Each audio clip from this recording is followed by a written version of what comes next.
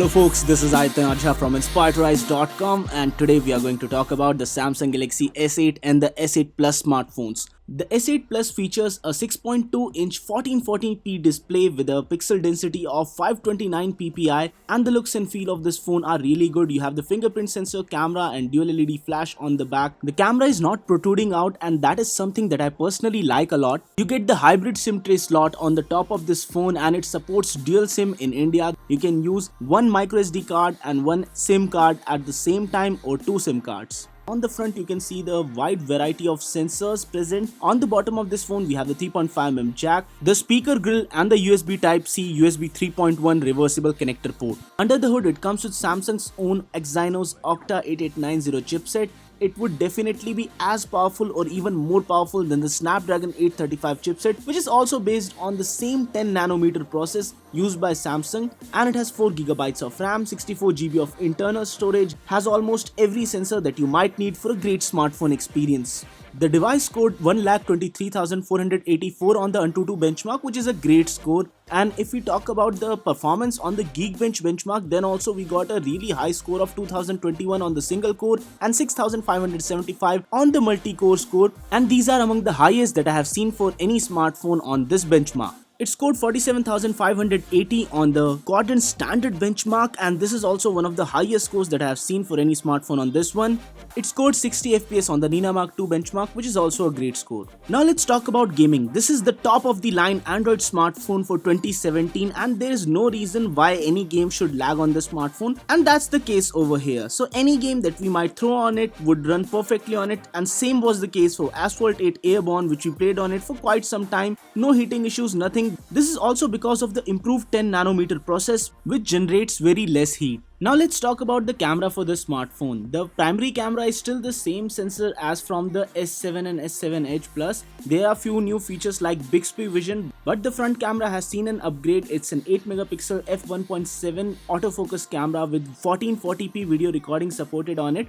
Dual video call and auto HDR is also supported on the front camera. The primary camera supports 4K videos at 30fps, 1080p shots at 60fps, HDR and dual video recording. It has a 1x2.5-inch sensor size, 1.4 micrometer pixel size, and it also has simultaneous 4K video as well as 9MP image recording. The shots that we took were really quite detailed. Extra wide aperture allows for really good bokeh shots, and when you are up close to the subject, the shots come in really good. The selfie camera is also good. 360-degree shots are also supported, but you would need a VR headset to view them properly. Now this one here is a 4K video sample recorded from the primary camera of this smartphone, and there was a little bit of flickering because of the different type of light used over there.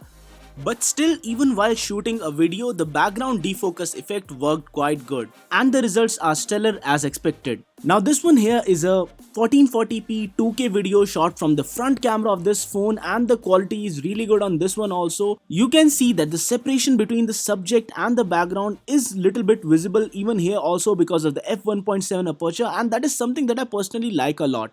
The Samsung Galaxy S8 and the S8 Plus come with Android Nougat 7.0 with TouchWiz UI on top of it. TouchWiz UI has been refined a lot in the previous iterations, and even now it has been refined a lot, and it looks really good on the edge-to-edge display of this phone. The Bixby assistant would soon be working for all of the people who would buy this phone. Right now we didn't have a working demo or anything for this one, but still I believe that it is an unnecessary approach to something that is already present on the smartphone in the form of the Google Now assistant. The black bars that you see on the screen recording are because of the edge-to-edge display, and there are a lot of features which are customizable just for that display in terms of shortcuts, in terms of smart select and other options that you can put over there. So it is an added feature, and when watching videos on this infinity display as is claimed by Samsung, it looks really great. The infinity display has an edge-to-edge display. The videos, though not natively supporting this display, can be zoomed in just a little bit with the help of a feature which allows them to look really good on this phone. Samsung has always been known for the great displays that it makes, and it does have Corning Gorilla Glass 5 protection. The phone is IP68 certified, dust and waterproof over 1.5 meters and for 30 minutes. But I feel that this phone is a fingerprint magnet and it gets dirty very easily, so you would have to keep it clean. Now let's test the sound quality and output for this phone.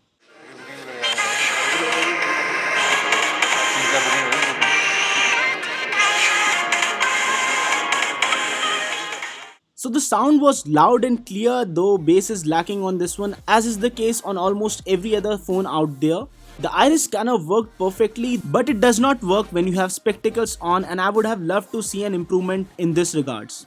The fingerprint scanner of this phone also is a good welcome addition, but I feel that the placement of the fingerprint scanner is super awkward and it would take a long while to make a habit to reach that corner of your phone, which is not centralized and somewhat towards the right.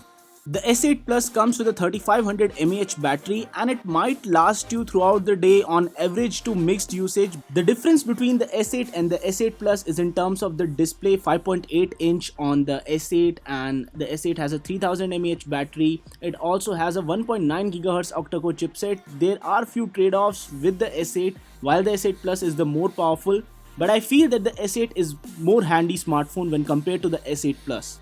Pre-bookings for both of these phones have already started from today and it would be available on sale from May 5th from Flipkart and Samsung shops. The price for the S8 would be 57,900 rupees while the price for the S8 Plus would be 64,900 rupees. And for such a price, I believe that this is one of the best flagships that Android has to offer if you consider all of the features, the design, the camera, the build, everything. If you consider all of that and if you think about the software experience that you would get in the years that are about to come, it would definitely get the next version of Android and almost all of the updates. Then it makes sense to consider this as one of the best Android phones till date if it does not have those battery issues like the Note 7 did. So guys, this was it for this video. In case you like this one, don't forget to smash that thumbs up button and don't forget to subscribe to our channel for more awesome detailed videos like this. This is Aditya Jha from inspiredtorise.com. Signing off folks, stay inspired to rise.